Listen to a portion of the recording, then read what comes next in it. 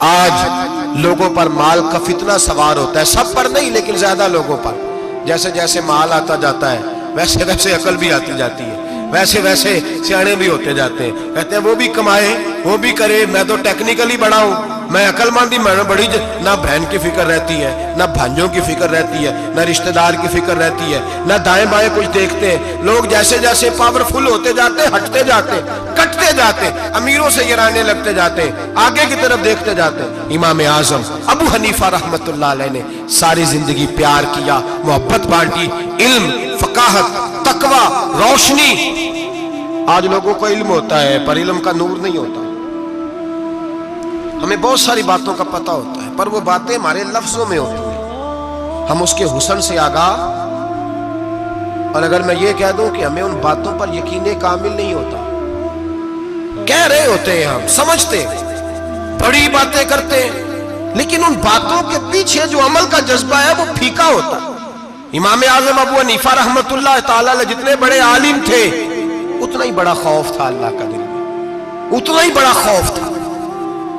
ایک آدمی کہتا ہے میں نے امام صاحب سے مسئلہ پوچھنا تھا، میں نے عشاء کی نماز امام صاحب کے پیچھے پڑھی، کتنی لوگ باتیں سنتے ہیں، اس کا اثر کتنا لیتے ہیں، لیکن امام صاحب رحمت اللہ علیہ کا طریقہ کیا تھا؟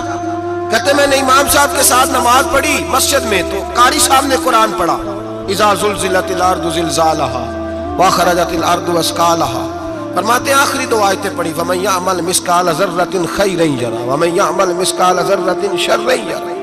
اللہ فرماتے ہیں میں قیامت کے دن تیرے ذرے ذرے کا حساب کروں گا، ذرہ برابر نیکی ہوئی تو تیرے سامنے آئی، ذرہ برابر گناہ ہوا تو تیرے کس کے برابر؟ جی وہ کتنا ہوتا ہے؟ ریت کا ایک ذرہ، اس کے برابر بھی گناہ ہوا تو تیرے سامنے، یہ اللہ کہہ دیا ہے تو ایسا انشاءاللہ ہو کے رہے گا۔ اللہ ایک دفعہ دکھائے گا، دعا فرمائے اللہ ہمیں معافی عطا فرمائے، اللہ ہم سے درگزر فرمائے، اللہ ہمیں بخشے ہوئے میں شامل فرمائے۔ یہ آیت امام صاحب نے سنی تو کہتے ہیں میں نمازی سارے چلے گئے تو امام صاحب بیٹھے اور یوں نہ اپنی داڑھی پکڑ لی، چراغ ٹمٹما رہا، کہتے ہیں داڑھی پکڑ لی اور امام صاحب بیٹھے ہیں۔ میں نے کہا کہ کسی محویت کے عالم میں ہے، سوچ میں ہے، چلے میں تھوڑی دیر میں آتا ہوں۔ کہتے ہیں میں 2 گھنٹے کے بعد آیا تو امام صاحب ایسے بیٹھے ہیں داڑھی پکڑی ہوئی۔ میں نے کہا ٹھہر کے آتا ہوں، میں پھر 1-1.5 گھنٹے کے بعد گیا تو ویسے ہی بیٹھے۔ کہتے ہیں تہجد کا وقت ہو گیا، میں مسجد میں گیا تو چراغ ٹمٹمانے لگا، ختم ہونے کے قریب آ گیا، امام صاحب بیٹھے ہیں۔ اب میں نے دیکھا کہ آنکھیں آنسوؤں سے بھری ہوئی ہیں اور اپنی داڑھی پکڑ کے کھینچ رہے ہیں اور کہتے ہیں یا اللہ تو اگر ذرے ذرے کا حساب لے گا تو ابو حنیفہ تو الجھ جائے گا، اے اللہ تو ذرے ذرے کے بارے میں پوچھے گا تو میں تو نہیں جواب دے سکتا، خدا بندہ اس طرح کر، میرے ان سفید بالوں پہ رحم کھا، اے اللہ میرے بڑھاپے پہ مہربانی فرما، مجھ سے نہ ذرے ذرے کا پوچھنا، میں بڑا کمزور ہوں، میں نہیں جواب دے سکتا، مولا مجھ سے درگزر والا معاملہ کر۔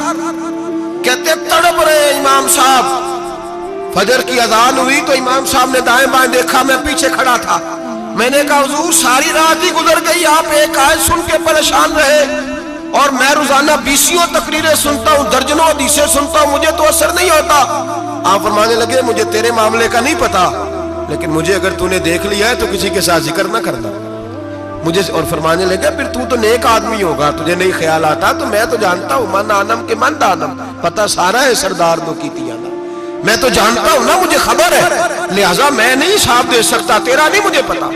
جتنا میرے بھائی علم زیادہ اتنا خوف بھی۔ حضرت عبداللہ ابن مسعود فرماتے ہیں زیادہ باتیں کرنے والا عالم نہیں ہوتا، اللہ سے زیادہ ڈر جانے والا عالم ہوتا ہے۔ جو آدمی لمبی چوڑی گفتگو کرے وہ فقیہ نہیں، وہ اللہ سے ڈرنے والا نہیں، بلکہ جس کو وہ بات کرے تو تھوڑی کرے، ڈر کے کرے، خوف کے ساتھ کرے، اللہ کی خشیت جس کے دل میں ہو وہ بڑا عالم ہوتا ہے۔ امام اعظم ابو حنیفہ رحمت اللہ تعالی علیہ گلی سے گزر رہے تھے، لکڑی کے جوتے پہنا کرتے تھے، کھڑاؤں، ایک نوجوان بچے کے پیر پہ پیر آ گیا تو کہنے لگا امام اللہ سے ڈر جا، یہ لفظ کہے تو امام صاحب کی چیخ ہی نکل گئی، کئی گھنٹے بے ہوش رہے۔ لوگوں نے کہا حضور کیا ہوا؟ فرمانے لگے تم نے سنا نہیں، چھوٹے چھوٹے جوان بھی کہتے ہیں کہ ابو حنیفہ اللہ سے نہیں ڈرتا، اللہ کی مخلوق کہتی ہے نہیں ڈرتا، اگر یہ کہہ رہے ہیں تو میرا کیا بنے گا؟ کئی دن روتے گزر گئے، लोग उस बच्चे को लाए, आगे कहने लगा हुजूर आप तो परेशान हो गए, मैंने तो मुहावरतन कहा था, मुहावरतन कहा था कि आप अल्लाह से नहीं डरते।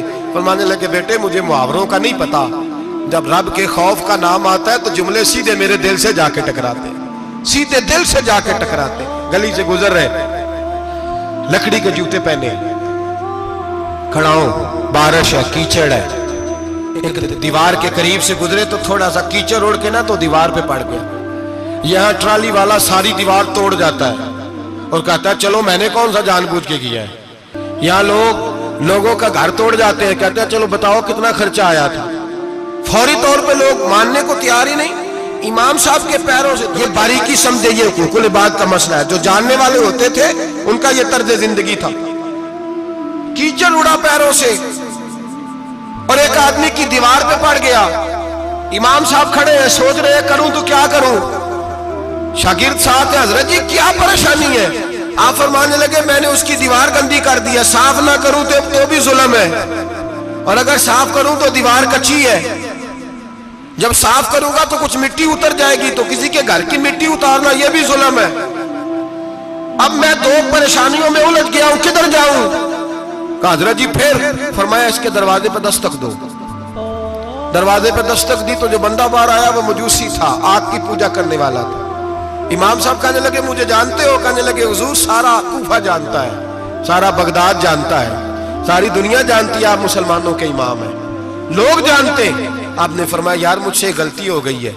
वो क्या। आप फरमाने लगे मैं अपने अंदाज में गुजर रहा था, बूढ़ा आदमी हूं, ख्याल नहीं आया, थोड़ा कीचड़ उड़ के तेरी दीवार पे लग गया है। मेरे भाई ये कोई फरिश्ते थोड़ी थे, ये जमीन पे बसने वाले लोग, एहतियात वाले लोग थे। हम लोगों ने पता नहीं अपना मिजाज इतना सख्त क्यों बना लिया है। कितने लोगों को लताड़ के, कितनी पगड़ियां उछाल के, कितने हुकूकुल इबाद जाया करके भी हम उसी तरह के मुतमईन है। कहां से तसल्ली लाते हैं हम, कहां से अपने आप को ठंडक देते हैं, कैसे अपने आप को हम सुकून दे लेते हैं किसी को तकलीफ देके। किस तरह सुकून की नींद आती है जब कोई परेशान होता। क्यों हमारा दिल पत्थर हो गया। आला हज़रत फरमाया करते थे जा किसी से जाके इलाज करा, तेरे सीने में जो दिल धड़क रहा है वो सख्त हो गया, जा किसी से जाके इसकी दवाई खा। मुझे ख्याल ही नहीं आता तड़पते लोगों को देखकर, जा जाके इलाज करा, अगर ऐसे ही मर गया तो हालात तेरे हक में अच्छे नहीं होंगे। हजरत इमाम साहब तड़प रहे हैं और उस शख्स के सामने आहोजारी कर रहे हैं जो मजूसी भी है, गरीब भी है, कच्चे घर में रहता है। फरमाया यार बताओ क्या करूं। इमाम साहब बातें कर रहे हैं तो वो आदमी हैरत में खो गया, कभी दीवार देखता, कभी अपना आप देखता, कभी इमाम साहब को देखता, दाएं बाएं देखता, पसीने आने लगे, पता नहीं क्या सोचों का मद्दोजर चलने लगा। कहां बात गई, कहां तक उसकी सोच गई, कहां पलट के आई। कहने लगा इमाम साहब मैं तो चौक में रहता हूं, रोजाना पता नहीं कितनी गाड़ियां मिट्टी बरसा जाती हैं, कभी कोई नहीं आया, आपको क्या हुआ। आप फरमाने लगे मुझे किसी का नहीं पता, मुझे तो मैंने जो कुरान हदीस पढ़ा है मुझे तो डर आ रहा है, मुझे बता तू माफी देता है कि नहीं, तेरी दीवार साफ होगी कि नहीं। कहने लगा हुजूर दीवार को छोड़े, पहले कलमा पढ़ाए, मेरा दिल तो साफ कर दे। कहने लगा इतना मीठा दीन, इतना प्यारा दीन, इतना खूबसूरत दीन कि गरीब की दीवार पर कीचड़ लग जाए और आपको इतनी तकलीफ हो, मैं इस दीन से दूर क्यों हूं।